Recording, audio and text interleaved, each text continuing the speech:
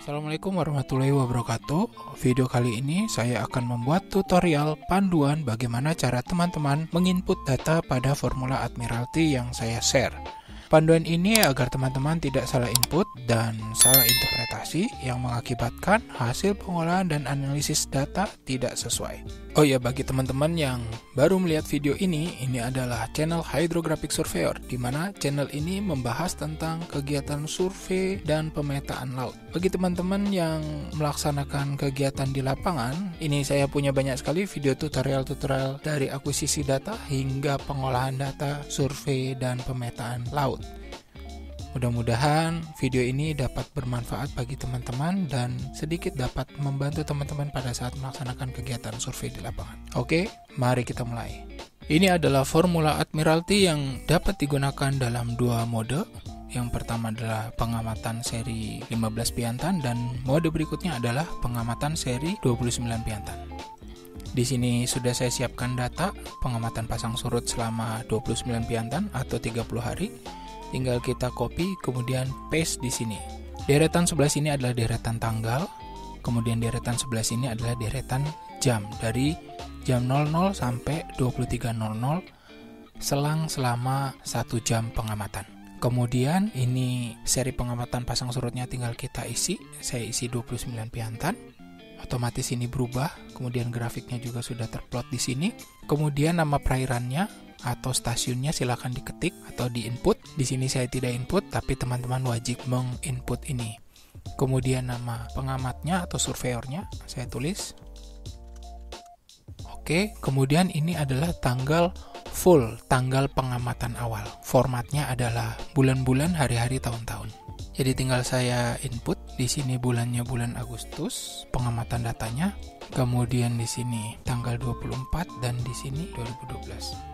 Kemudian di sini saya rubah bulan Agustus. Ini bulan ya, tinggal dilihat aja komennya tahun karena Agustus sampai tanggal 31. Selanjutnya tanggal tengahnya ini sudah September. Jadi tanggal tengah itu ini kita ganti 9. Kemudian kita input posisi atau koordinat stasiun pasang surut tersebut, tinggal klik kanan paste di sini.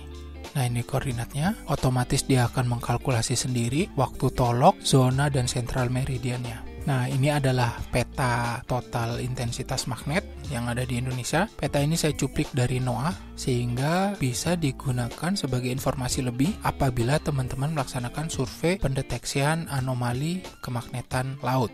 Jadi kalau teman-teman survei di sini tinggal dilihat saja pada peta intensitas kemagnetan ini. Kalau ini adalah kontur 40.000, kemudian di sini kontur 45.000, sehingga per degradasi konturnya ini adalah ditambahkan jadi 41.000, 42, 43 dan 44.000. Kemudian pembatas warna biru ini menandakan lokasi atau zona waktu yang ada di Indonesia, di mana di Indonesia dibagi menjadi 3 zona waktu: waktu Indonesia Barat, waktu Indonesia Tengah, dan waktu Indonesia Timur. Di WIB ini plus 7, WITA ini plus 8, dan WIT ini plus 9. Kita geser ke sebelah kanannya. Ini adalah grafik perbandingan, di mana yang warna hitam itu adalah raw data. Jadi raw data ini ada di baliknya. Kemudian yang biru ini adalah data model atau rekonstruksi. Nah, yang spesialnya di sini pada formula ini itu nilai konstantanya bisa kita adjust. Di mana pada saat formula yang lama itu kita input, ya kalau datanya atau kalkulasinya tidak sesuai, itu mentah-mentahan kita dapat begitu saja. Dampaknya apa? Dampaknya nilai model kita ke depannya itu tidak bisa dilakukan perbaikan. Kalau seumpama nilai kita atau konstanta kita salah, ya prediksi ke depan kita akan banyak mengalami error atau meleset, banyak melesetnya. Tapi dengan cara kita adjust ini, maka nilai prediksi kita atau model kita ke depan itu bisa kita sesuaikan. Jadi tools ini yang sebelah sini itu untuk mengadjust nilai amplitude atau range-nya Pak Sud ini, tinggi grafiknya Pak Sud ini. Jadi saya coba adjust. Tinggal dilihat di nilai residu ini. Kalau dia mengalami pengecilan, maka itu akan lebih baik. Kalau dia mengalami pembesaran, maka harus kita kecilkan. Jadi semakin kecil residu, maka semakin akurat data model kita. Nah, kalau ini lebih besar, kita kembali lagi saja ke 57. Kalau ke atas 57, ke atas lagi 63. Jadi kita kembali ke 9,57. Ini yang paling kecil. Kemudian P1 pada amplitudenya ini juga bisa kita adjust. 57. Nah, 57 ini paling kecil. Kita cari residu ini yang paling kecil. 64, 57, berarti 57 ini paling kecil. Kemudian kalau ini P1 ya, P1 itu ini, kita adjust ini. Kalau P1 di bagian fase itu ini, P1 di bagian amplitude itu ini. Kemudian ini adalah fase. Nah, fase itu bisa kita lihat dari sini. Ini kelihatan sekali ya. Jadi antara raw data dengan model itu memiliki perbedaan fase. Nah, dengan tools ini itu bisa kita matchkan sehingga si fase itu memiliki perbedaan atau residu yang seminimal mungkin. Oke, kita geser. Nah, ini residunya sudah mulai turun. Jadi acuannya tinggal dilihat dari sini sama dilihat dari grafik ini. Sudah match atau belum, atau residunya sudah mengecil atau belum. Kita kecilkan lagi, sudah 8,57. Kita kecilkan lagi, sudah 7. Ini sudah mulai agak menempel. Kita kecilkan lagi, kita kecilkan terus. 6,69, 6,41. Terus ini sudah mulai nempel.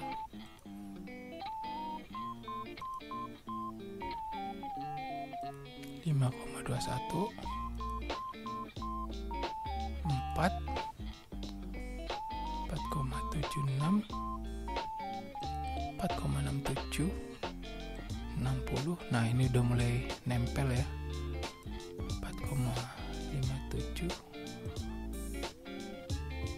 57, ini berapa? 56 terus. Oke, ini sudah paling kecil 4,56. Terus kita cek yang lainnya juga. Apakah masih bisa mengecil?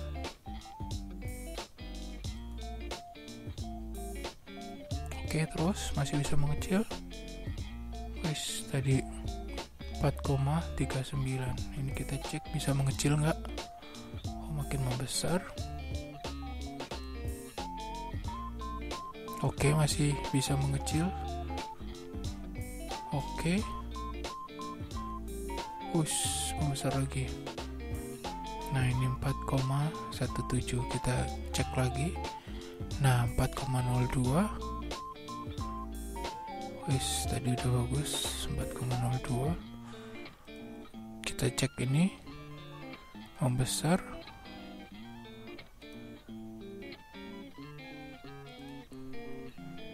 Oke, ini residunya 4,02 cm. Apakah masih bisa mengecil? Oh, sudah tidak bisa, teman-teman. Kayaknya ini udah maksimal. Ya.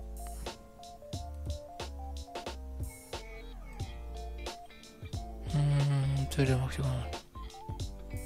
Oke, sudah maksimal. 4,02 cm. Jadi residu perbedaan. Nah, ini bisa dilihat. Ini data pasang surut skala besar ya, ini skala kecil. Jadi ini grafik perbandingan data pasang surut antara model dan rekonstruksi selama 30 hari, yang ini selama 2 hari. Jadi kelihatan sekali perbedaannya, agak ada perbedaan sedikit ya. Agak lumayan sulit untuk menyamakan ini karena ya bagaimanapun data pengamatan pasang surut di lapangan itu banyak sekali pengaruhnya selain arus angin dan debit air, sementara hasil model atau prediksi yang kita buat itu faktor alam itu tidak masuk di dalamnya. Jadi benar-benar konstanta harmonik saja yang masuk, sehingga pasti akan ada perbedaan atau selisih atau residu dari data pengamatan lapangan dengan hasil kalkulasi formula Admiralty ini. Itu kemudian informasi yang lainnya juga saya masukkan di sini, termasuk nilai Z0 ini yang dicari sama teman-teman. Kemudian di sini saya kasih keterangan jika pengamatannya atau formulanya diambil menggunakan metode 15 piantan, maka Z0 ini tidak direkomendasikan. Yang direkomendasikan adalah pengamatan atau pengolahan menggunakan data 29 piantan setidak-tidaknya. Ini juga direkomendasikan oleh WHO di dalam S44 itu minimal pengamatan pasang surut selama 30 hari. Ini ada range pasang surut ini, kemudian ini informasi DTS, maksimumnya data ini, minimumnya ini residu yang tadi keterangannya, campuran condong harian ganda dan lain sebagainya ada di sini. Nilai Fromzalnya juga ada di sini. Kemudian yang spesial lagi, sumpama ini saya ganti 15 piantan, otomatis formula ini berubah ke mode 15 piantan, bahkan jika ini kita hapus. Set, kita hapus juga ini data ini. Nah, si formula ini akan tetap melakukan model dengan sangat sempurna. Coba teman-teman perhatikan, grafiknya benar-benar nempel sekali. Dan ini hasilnya. Jadi 15 piantan dengan 29 piantan menggunakan formula ini sangat akurat sekali. Bahkan residunya bisa sampai 3 cm. Ini ya. Oke, jadi formula ini sudah saya lengkapi sekali, karena formula ini saya susun dari tahun 2012 hingga sekarang. Jadi setiap saya melaksanakan survei, pengalaman-pengalaman di lapangan saya terapkan di formula ini. Data-data lapangan saya masukkan, kalau ada kekurangan atau kesalahan saya perbaiki, terus seperti itu. Jadi saya terapkan, kesalahan saya perbaiki, saya terapkan, kesalahan saya perbaiki, dan hingga saat ini menurut saya formula ini sudah final ya, sudah lengkap sekali isinya. Oke, kemudian di sheet sebelah sini, ini adalah model yang dikeluarkan dalam seri 1 tahun, lengkap sekali. Grafiknya sangat bagus sekali. Ini bisa digunakan untuk teman-teman yang ingin melaksanakan analisis lebih terhadap data pasang surut selama 1 tahun full nyambung.